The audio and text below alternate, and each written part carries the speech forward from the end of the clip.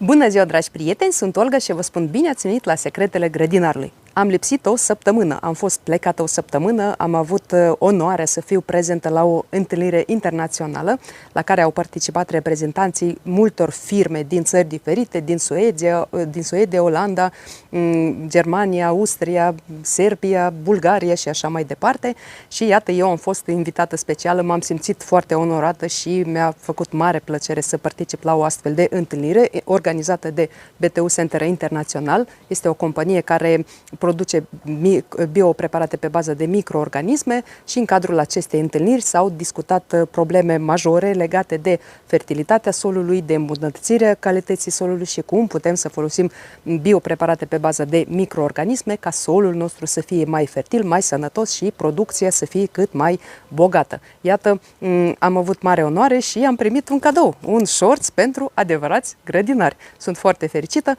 Am rămas în urmă cu răspunsurile la întrebările dumneavoastră, încerc să recuperez. Am rămas în urmă cu video, dar iarăși voi recupera. În această perioadă am primit multe întrebări legate de roșii, de boli, de carențe, de tot felul de probleme. De aceea, astăzi, ca să nu pierdem timpul să fac câte un video pentru fiecare problemă, am unit toate problemele legate de roșii și vom vorbi despre boli provocate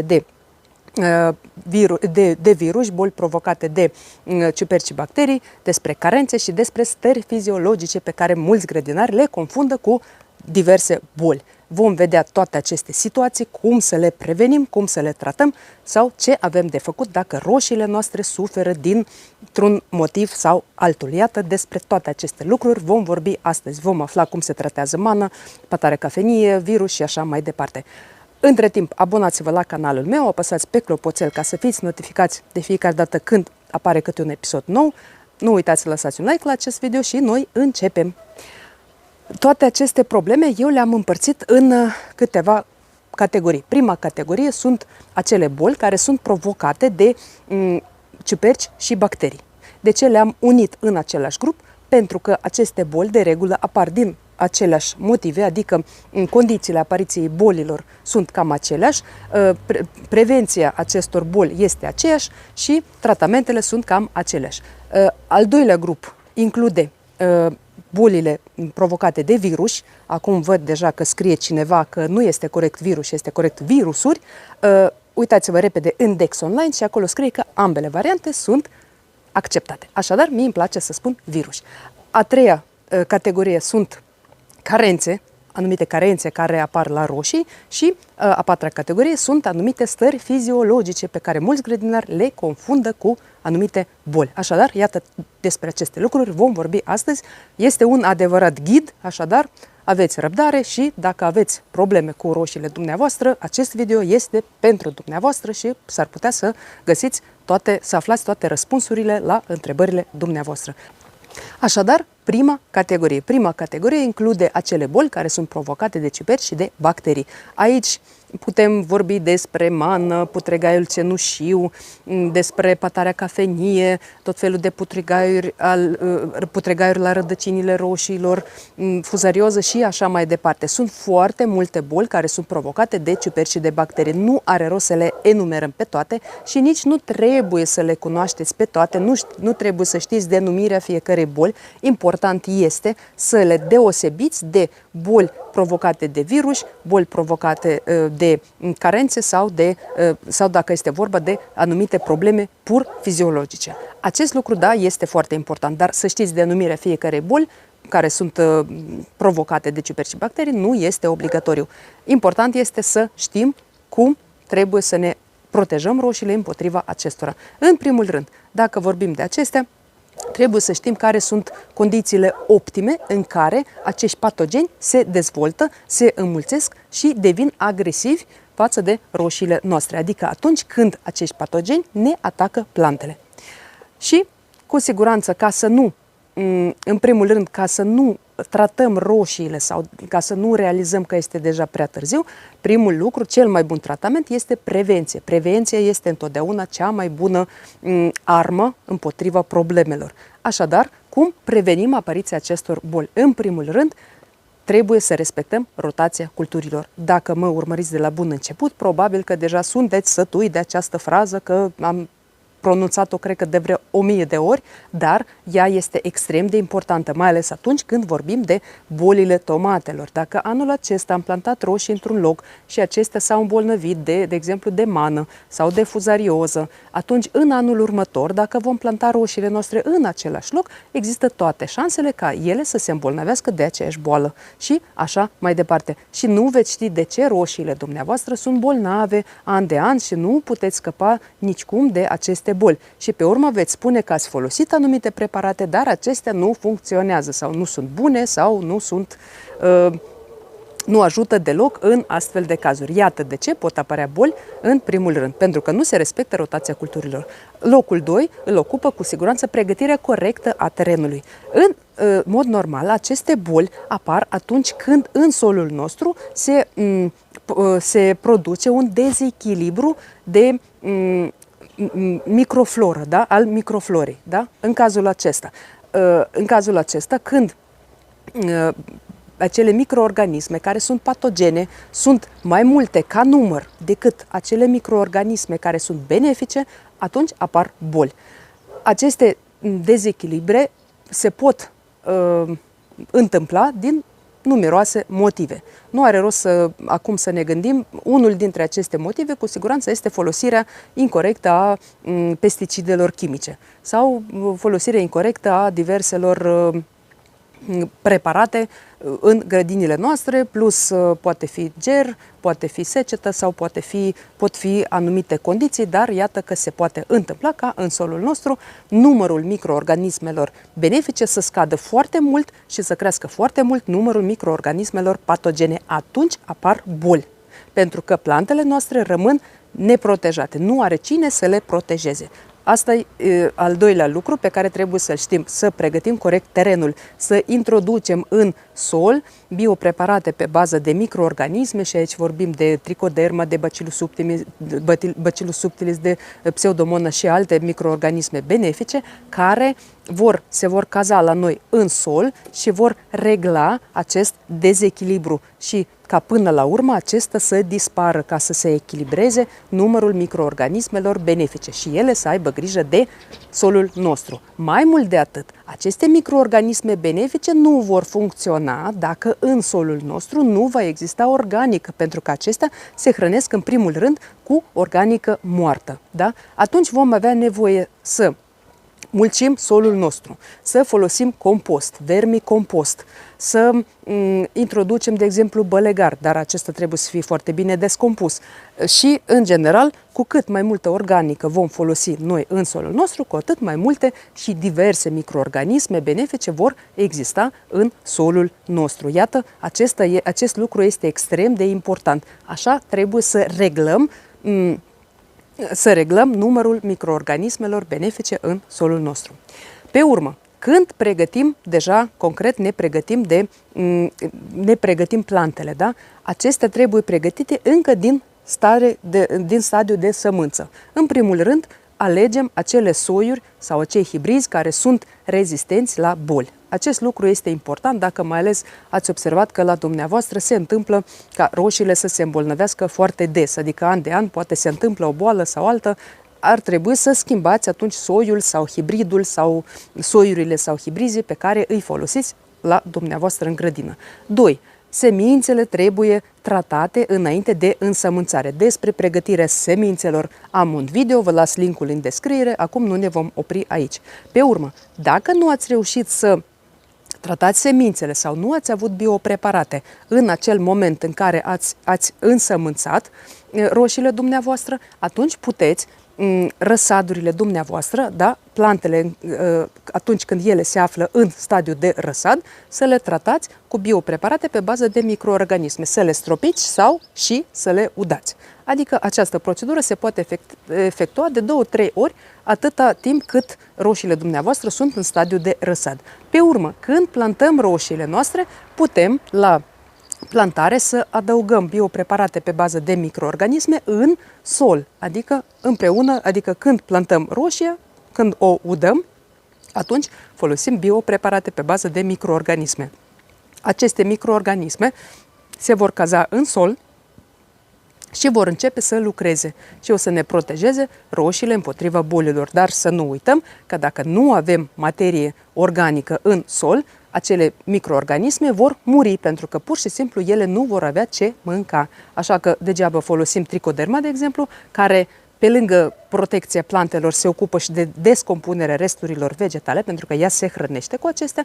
Dacă nu avem organică în sol, tricoderma nu va funcționa cum trebuie. Așa că trebuie să știm că toate aceste lucruri se efectuează în complex, da? Deci nu doar o singură mișcare, am folosit biopreparate și atât, ci trebuie să folosim și organică. Nu uităm și despre mulcire, pentru că mulciul organic, atunci când acesta se descompune, el automat devine mâncare pentru hrană, pentru microorganisme benefice. Acestea îl descompun și cu siguranță se hrănesc cu acea materie și ajută și plantele noastre să se hrănească. Iată, acesta este următorul pas. Și pe urmă, cu siguranță, trebuie să folosim biopreparate pe bază de microorganisme pe tot parcursul sezonului, odată la 10-14 zile, atât radicular cât și foliar sau odată la 10-14 zile le folosim foliar și, să zicem, odată pe lună le folosim și radicular, udând mulciul în întregime, ca acolo să reînnoim coloniile de microorganisme benefice și acest lucru ne va ajuta foarte mult să ne protejăm roșiile pe parcursul sezonului. Mai mult de atât, atunci când plantăm roșiile, trebuie să respectăm și distanța dintre roșii, pentru că atunci când roșiile noastre sunt înghesuite, între ele nu există spațiu, ele nu sunt aerisite, ele transpiră, adică secretă acea apă prin frunze, da? Roșiile consumă apă și pe urmă o secretă prin frunze, adică roșia transpiră, apa se evaporă de pe frunze și acolo ele transpirând, stând înghesuite, se formează acele condiții optime, adică am ajuns aici la umiditatea excesivă. Atunci când umiditatea este excesivă, se dezvoltă atât bacteriile cât și ciupercile patogene și se simt foarte bine, devin agresive și ne pot ataca roșiile. În cazul acesta, unul dintre acești pași importanți este să respectăm acea distanță dintre roșii la plantare și o lăsăm măcar de 50 de centimetri dintre roșii, dintre plante. Iar dintre rânduri, deja 70, 80, 1 metru, depinde cum vă este mai comod.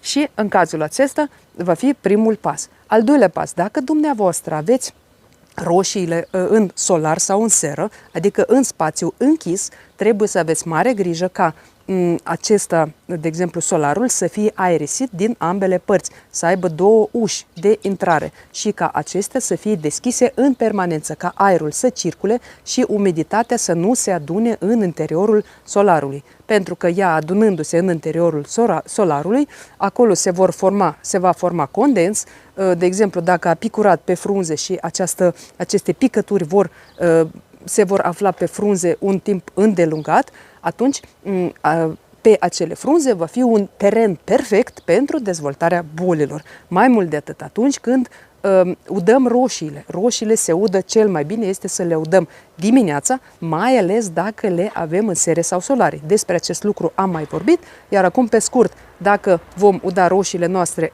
seara sau noaptea, atunci umiditatea aerului în seră sau în solar va crește și iarăși vor apărea aceste condiții perfecte pentru dezvoltarea bolilor. De aceea udăm roșiile, cel mai bine este să le udăm dimineața, mai mult de atât. Dacă udăm roșiile, trebuie să avem grijă ca să le udăm strict la rădăcină, să nu udăm frunzele, pentru că frunzele udate, iarăși, având acele picături, acolo se vor forma condiții perfecte pentru dezvoltarea bolilor.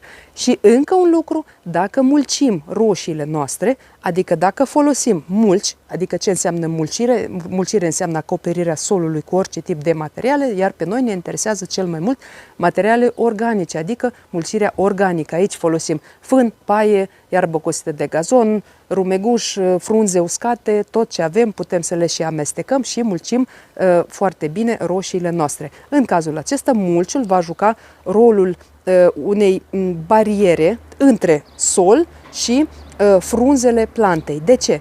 De ce este important acest lucru? Pentru că atunci când udăm roșiile noastre, picăturile de apă se amestecă cu pământ și pot ajunge pe frunze și în cazul acesta roșia se poate îmbolnăvi din această cauză. Dar dacă avem mulci, acest contact nu mai există și atunci picăturile de apă nu se mai, chiar dacă întâmplător am stropit și câte o frunză la baza plantei, în cazul acesta ea nu va avea contact direct cu solul și aceasta va fi încă o protecție împotriva bolilor.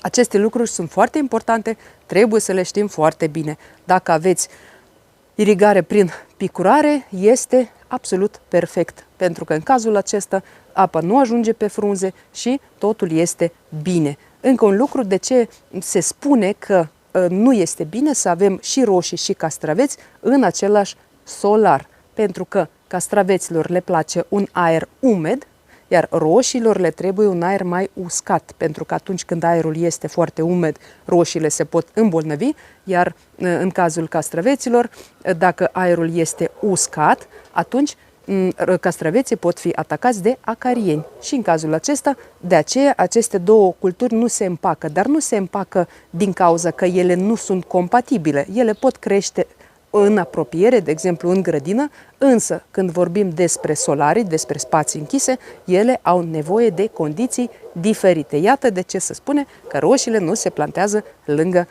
castraveți. Castraveții, de exemplu, se pot planta pe lângă perete, da? Lângă peretele solarului, iar roșiile să fie cât mai aerisite, acolo unde circulă cât mai mult aerul în interiorul serei sau în interiorul solarului. Dragi prieteni, acestea sunt bolile, cum apar acestea, bolile provocate de ciuperci și de bacterii și cum apar acestea și cum să ne protejăm roșiile împotriva acestora. Dacă boala deja a apărut, dacă boala este în stadiu incipient, de aceea am spus întotdeauna trebuie să ne monitorizăm plantele și să verificăm foarte bine starea frunzelor, cum arată acestea, dacă au pete sau au ceva dubios pe ele și atunci trebuie să intervenim cât mai rapid. Dacă boala este în stadiu incipient, atunci frunzele care sunt atacate, dacă vedem câte o frunză, două atacată, acelea se elimină, se recomandă eliminarea acestora cât mai rapidă ca să nu, boala să nu meargă mai departe și pe urmă folosim biopreparate pe bază de microorganisme, atât radicular cât și foliar. Aici putem, așa cum am zis, putem folosi biopreparate pe bază de tricoderma, pe bază de bacillus subtilis sau pe bază de pseudomonas. Aici putem folosi aceste biopreparate și repetăm tratamentele odată la 3-5 zile. În cazul acesta nu mai așteptăm 10-14 zile până când boala va fi atacată de aceste microorganisme pe care le folosim noi. Dacă boala este super mega avansată, dacă, de exemplu, roșiile dumneavoastră s-au îmbolnăvit de mană, ați fost plecați undeva, v-ați întors și le-ați găsit maro, și tulpinile, și fructele, și frunzele, în cazul acesta trebuie să știți că nu mai putem să salvăm aceste roșii și odată ce a fost atacată tulpină, de regulă roșie nu se mai poate salva. Aceste lucruri, din păcate, așa sunt și putem să le tratăm cu orice, dar sunt foarte slabe șanse ca aceste roșii să își revină. Dacă dumneavoastră folosiți produse chimice, eu doar vă informez, eu nu vă spun ce să folosiți, de aceea simt că este obligația mea să vă spun despre fiecare metodă de tratament, dar dumneavoastră folosiți ce doriți. Dacă folosiți, de exemplu, tratamente chimice, unele din acestea sunt extrem de eficiente, dar aveți mare grijă că unele tratamente chimice, unele preparate chimice sunt cancerigene. Trebuie să vă interesați foarte bine, să știți exact ce folosiți la dumneavoastră în grădină. Asta e 1. 2. Trebuie să știți foarte bine care este termenul de așteptare, pentru că foarte multe preparate chimice au termen lung de așteptare și dacă roșiile dumneavoastră deja încep să se coacă și urmează, să zicem, în maxim o săptămână să culegeți primele fructe, iar termenul de așteptare al preparatului chimic pe care îl folosiți este, să zicem, de 21 de zile, în cazul acesta nu-l mai folosiți pe acesta, pentru că nu este bine să mâncați acele,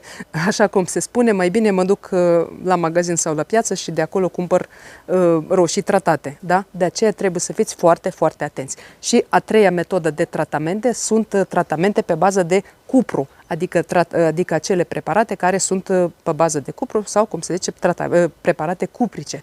Acestea de asemenea sunt foarte eficiente, însă Dacă, de exemplu, dacă ați folosit înainte biopreparate sau urmează sau doriți să folosiți după folosirea acestor preparate, biopreparate, atunci, dacă acum folosiți tratamente cuprice, așteptați 2-3 săptămâni până când puteți folosi biopreparate pe bază de microorganisme. Pentru că aceste preparate cuprice, ele omoară absolut toate microorganismele, probabil că majoritatea din acestea. Dar, în cazul acesta, aceste tratamente, aceste preparate cuprice, lor nu le pasă că este un microorganism patogen sau un microorganism benefic. Aceste preparate le omoară pe toate. În cazul acesta trebuie să știți că dacă doriți să treceți înapoi la bio, trebuie să așteptați 2-3 săptămâni și pe urmă să folosiți biopreparate pe bază de microorganisme, pentru că altfel le veți folosi degeaba, pentru că microorganismele vor muri. Pentru că aceste tratamente pe bază de cupru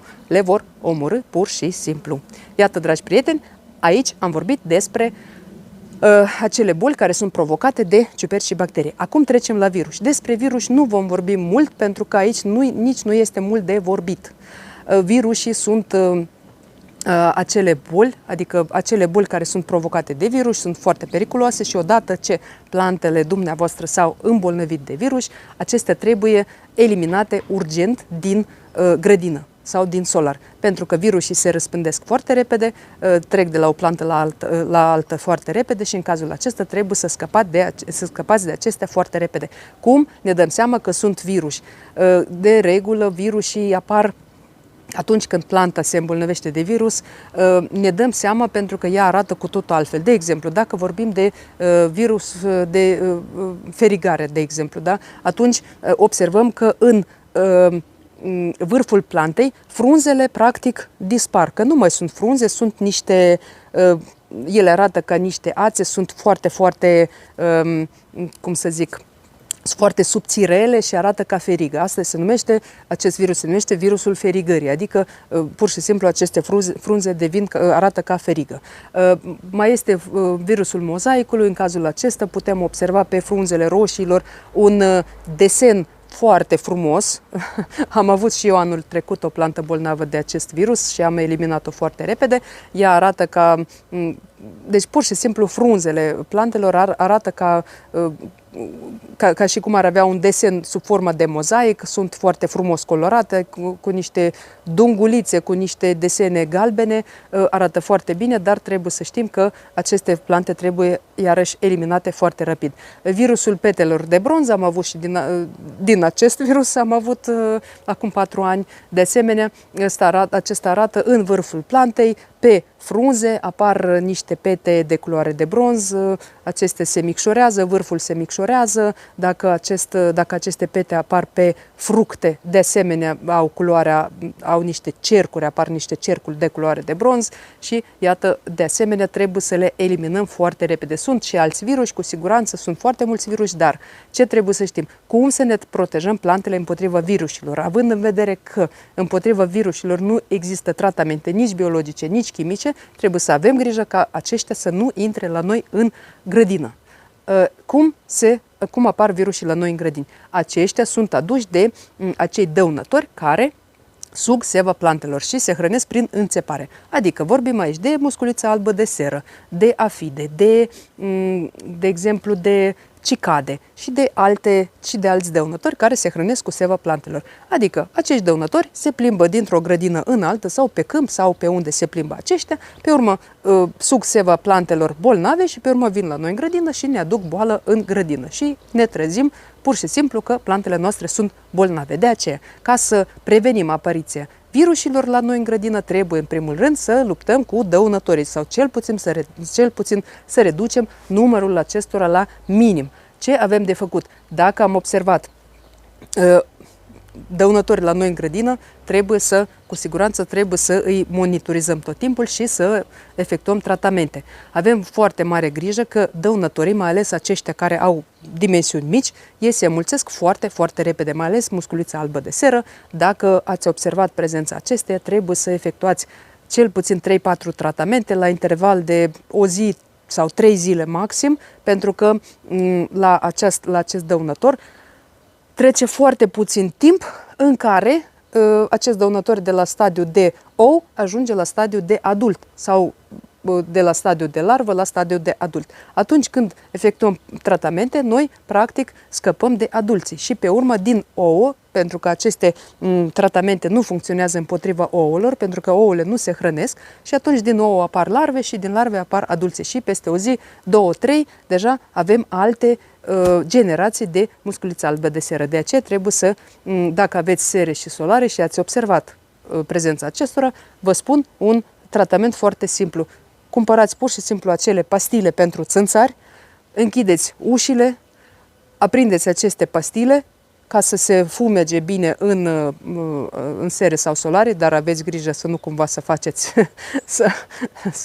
să apară, să fie un incendiu, Doamne ferește, și atunci țineți timp de jumătate de oră poate ușile închise și pe urmă le deschideți, cu siguranță nu intrați acolo pentru că nu este bine nici pentru noi și în cazul acesta veți scăpa de adulți și puteți repeta așa la 2-3 zile iarăși să mai efectuați câteva tratamente. În rest putem folosi biopreparate pe bază de microorganisme, putem folosi tot felul de biopreparate care sunt pe post de repelent.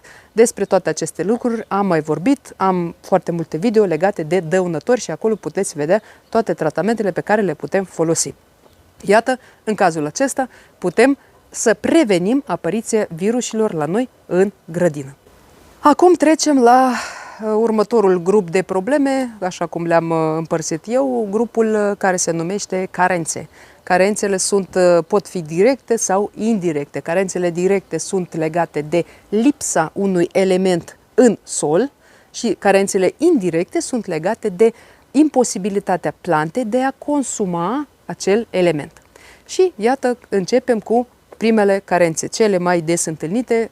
Prima carență este carența de azot. Carența de azot poate apărea chiar de la primul stadiu de dezvoltare al roșiilor, de regulă atunci, imediat după transplantare, sau se mai poate întâmpla și la răsaduri, ați observat probabil atunci când se îngălbenesc frunzele roșiilor și acest lucru se poate corecta foarte repede. Folosim, dacă de exemplu deja ați transplantat răsadurile dumneavoastră în grădină, temperatura este bună, solul nu este rece, dacă condițiile sunt bune, dar există această carență, atunci faceți repede macerate pe bază de urzici, pe bază de plante, mix de plante sau pe bază de găinați. Și în cazul acesta, sau folosiți orice alte îngrășăminte naturale pe bază de azot. Și aceasta se va corecta foarte repede, problema va dispărea foarte repede. A doua carență foarte des întâlnită este carența de fosfor, însă carența de fosfor de foarte multe ori este una indirectă, adică ea nu apare atât din cauza că în sol lipsește fosforul, ci din cauza că planta nu este în stare să extragă fosforul din sol și acest lucru de foarte multe ori este întâlnit imediat după transplantarea roșiilor în grădină sau atunci când scoatem roșiile noastre pentru călire și le uităm puțin afară și afară este destul de rece. Atunci când temperatura solului este în jur de plus 12 grade deja, planta poate consuma, poate extrage fosforul, dar foarte puțin și atunci când solul are temperatura de la plus 10 grade în jos, adică mai puțin de 10 grade, atunci planta pur și simplu nu este în stare să extragă fosforul din sol și de foarte multe ori v-am spus, atunci când este carența de fosfor la roșii, asta nu înseamnă neapărat că lipsa de fosfor este cauza apariției acestei probleme. Prima dată, așa cum am zis, verificați temperatura solului, dacă solul este rece, trebuie doar să așteptați ca acest lucru să treacă. O altă carență poate fi carența de magneziu.